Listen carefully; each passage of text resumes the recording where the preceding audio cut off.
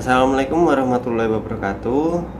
Perkenalkan, nama saya Yuda Prasetyo. Di sini saya akan menjelaskan tentang infrastruktur e-bisnis. Apa itu infrastruktur e-bisnis? Mari kita simak videonya. Infrastruktur e-bisnis.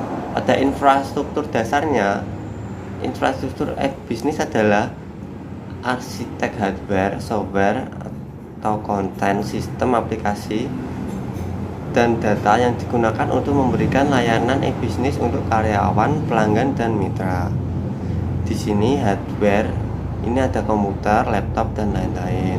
Software ada aplikasi pendukung, sedangkan konten yaitu sistem aplikasi. Kalau data ini berarti data produk, data pembeli, dan data penjual transaksi yang digunakan untuk memberikan layanan e-bisnis. Lalu infrastruktur jasa e-bisnis. Infrastruktur e-bisnis harus memadai, harus cepat, memiliki responsibilitas tinggi, yang merupakan hal yang sangat penting bagi perusahaan yang mengadopsi e-bisnis karena hal tersebut akan mempengaruhi kualitas pelayanan, jelas, yang dialami oleh pengguna maupun mitra bisnis. Di sini infrastruktur harus mudah diakses, dikenal masyarakat, dan mudah di-download, harus bisa dipertanggungjawabkan. Di sini harus stabil servernya dan tidak down. Pelayanan masyarakat harus nyaman dalam menggunakannya.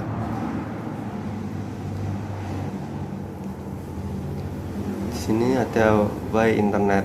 Kenapa internet? Karena di sini ada beberapa hal yang diperhatikan dalam internet. Viral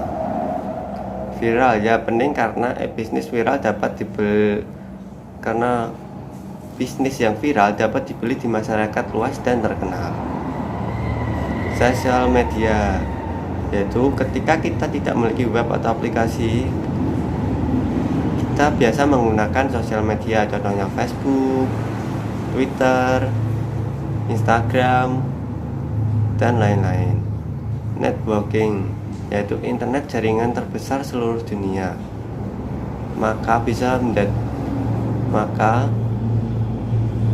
produk bisa tembus ke pasar internasional. Artinya berkat networking ini atau internet ini, produk kita bisa tembus ke pasar internasional. Marketing, yaitu promosi atau iklan sehingga bisa dikenal banyak orang. Di sini ada website, blog.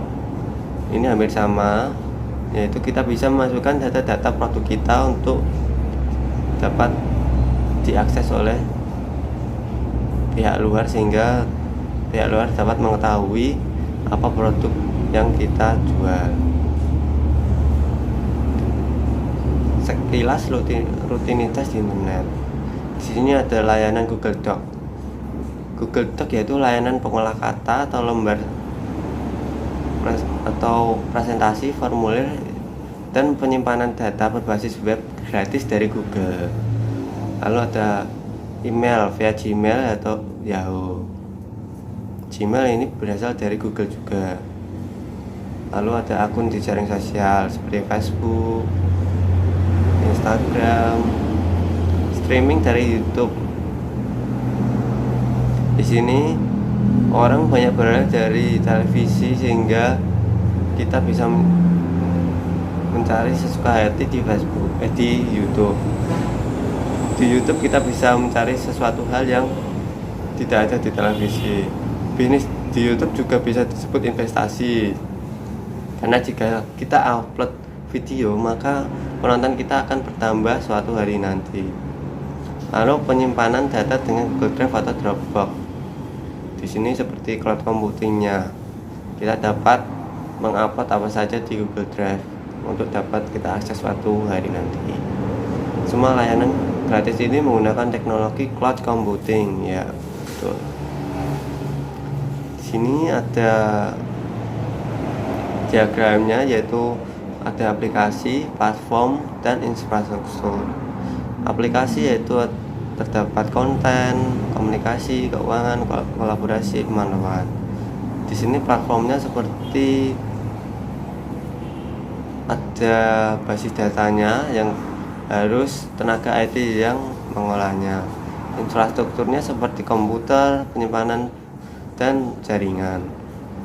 Di sini terhubung dan jadi dapat diakses melalui ponsel, laptop, desktop, tablet. Next, proses bisnis.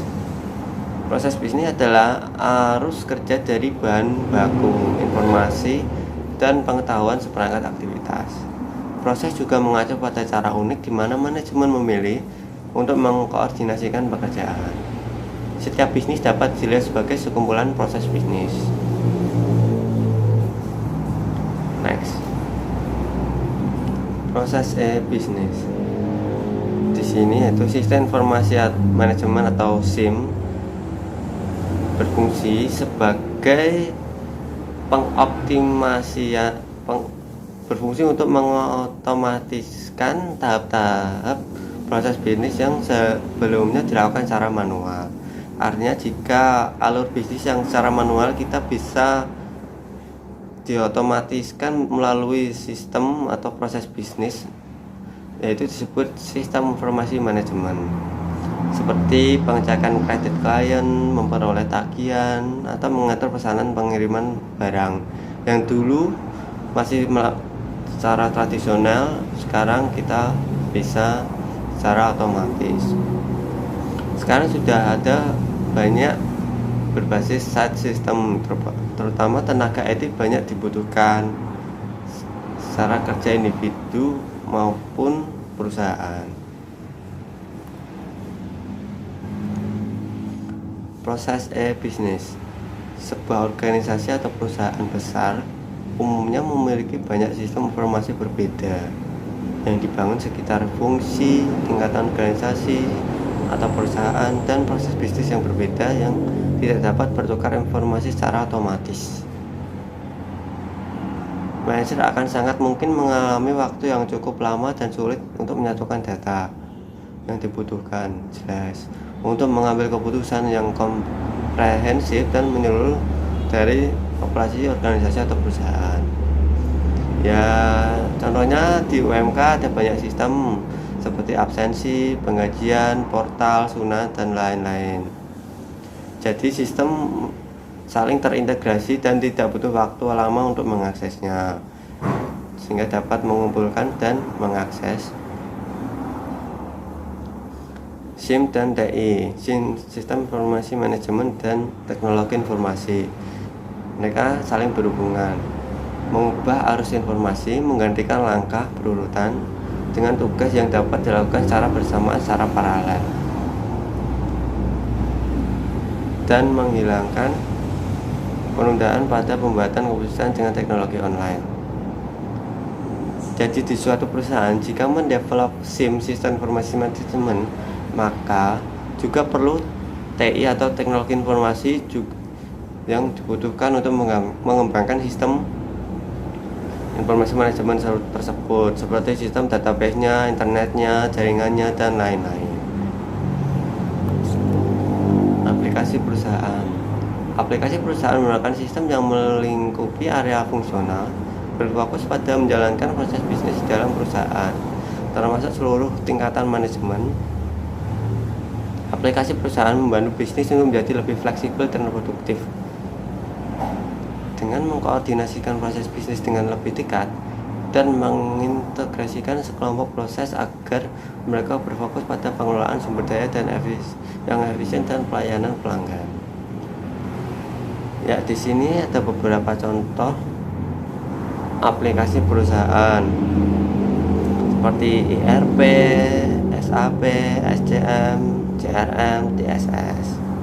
ERP yaitu Enterprise Resource Planning, SAP System Application and Product in Data Processing, SCM Supply Chain Management atau rantai pasok, CRM atau Customer Relationship Management, TSS atau Decision Support System atau sistem pakar. Kita bahas satu-satu, yaitu mulai dari ERP.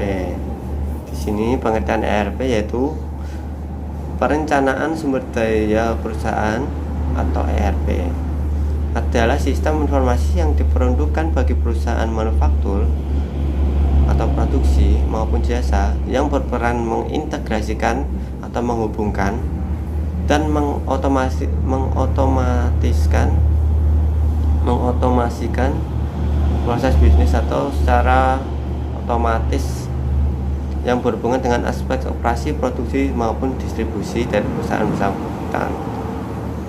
Seperti perusahaan manufaktur artinya perusahaan yang menyediakan bahan baku atau suatu jasa dan suatu yang dapat memproduksi, sehingga perlu sebuah sistem ERP untuk mengolah apa itu bahan bakunya, stoknya. Kita harus melakukan integrasi secara menyeluruh menggunakan sistem informasi, yaitu dengan ERP. ERP menggunakan back office system, artinya tidak dapat dilihat oleh pihak luar, artinya yang mengindikasikan bahwa pelanggan dan publik secara umum tidak dilibatkan dalam sistem ini. Ya, jadi pelanggan tidak mempunyai akses pada ERP. Sistem ini berada di belakang layar, artinya pada pihak perusahaan saja. Sistem ERP secara modular biasanya menangani proses manufaktur, logistik, distribusi, persediaan, shipping, invoice, dan akuntansi perusahaan. Jadi kalau OMK, sistem portal dan sunan itu merupakan bukan ERP karena dapat diakses oleh pihak luar. ERP seperti mengelola web, seperti pengelolaan absensi, pendaftaran mahasiswa, dan aset universitas. Ya, seperti itu. Modul ERP. Di sini ada modul utama dan modul pendukung. Modul utama yaitu operasi. Yang modul selanjutnya adalah modul pendukung finansial dan akuntansi yang menyangkut keuangan dan sumber daya manusia atau human resource-nya. Di sini ada bagiannya ERP, ada sales, ada penjualan, client management, lalu ada vendornya, yaitu yang transaksi yang saling bekerja sama, CRM, payroll, human resource atau sumber daya manusianya, employee management atau manajemen pekerja atau tenaga kerja, pegawai, task manajemen atau sebuah tugas manajemen, project management. Di sini yaitu sebuah lingkup ERP yang dapat diakses dari ERP. Selanjutnya yaitu SAP, System Application and Product in Data Processing, adalah suatu software yang dikembangkan untuk mendukung suatu organisasi dalam menjalankan kegiatan operasionalnya secara lebih efisien dan efektif. SAP merupakan software ERP yang terdiri dari sebuah modul aplikasi yang mendukung semua transaksi perusahaan dan dapat bekerja secara terintegrasi terhubung dengan satu yang lainnya. Ya, hampir sama seperti ERP, tapi SAP merupakan bagian dari ERP. Modul SAP di sini ada SD Sales dan Distribution, yaitu meningkatkan efisiensi kegiatan operasional berkaitan dengan proses pengelolaan customer order, proses sales, shipping, billing, lalu material management, membantu menjalankan proses pembelian, pengelolaan inventory, production planning, membantu proses perencanaan dan kontrol daripada kegiatan produksi suatu perusahaan. QM Quality Management, membantu mengontrol kualitas proses di keseluruhan rantai logistik. PM Plant Maintenance atau pemeliharaan, yaitu suatu solusi untuk proses administrasi dan perbaikan sistem secara teknis.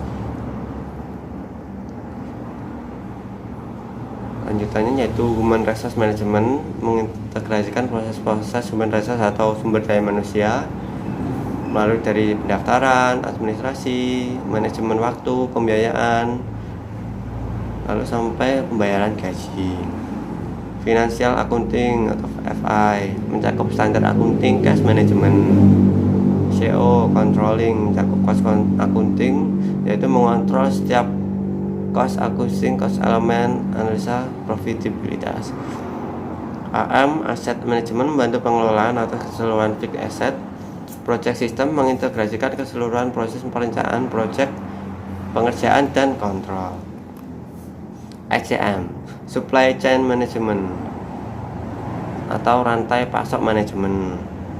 Definisi SCM adalah suatu solusi terpadu yang melibatkan pengelolaan sumber daya organisasi atas kebutuhan barang jasa dan juga meliputi manajemen para mitra, memanfaatkan basis data yang terintegrasi, bertujuan menjamin terpenuhinya tingkat kebutuhan material suatu organisasi.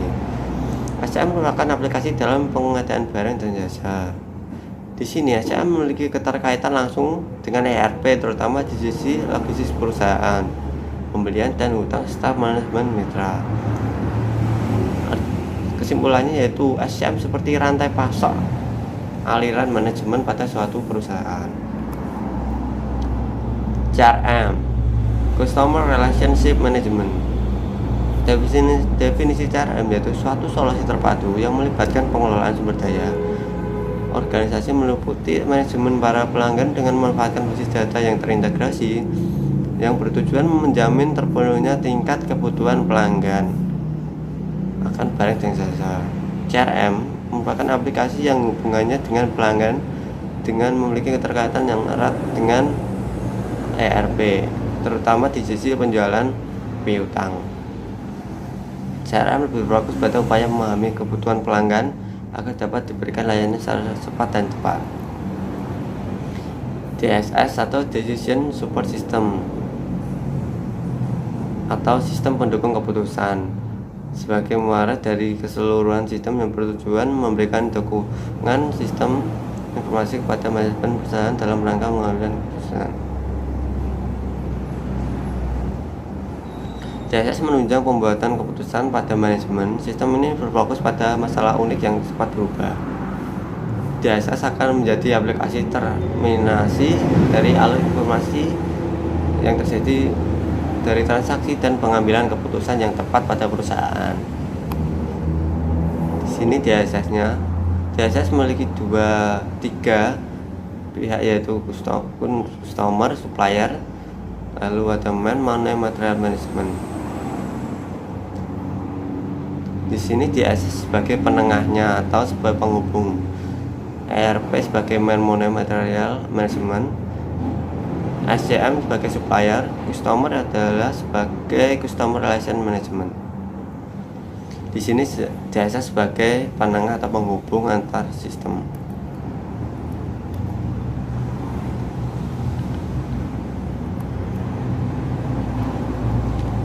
Enterprise Application Integration.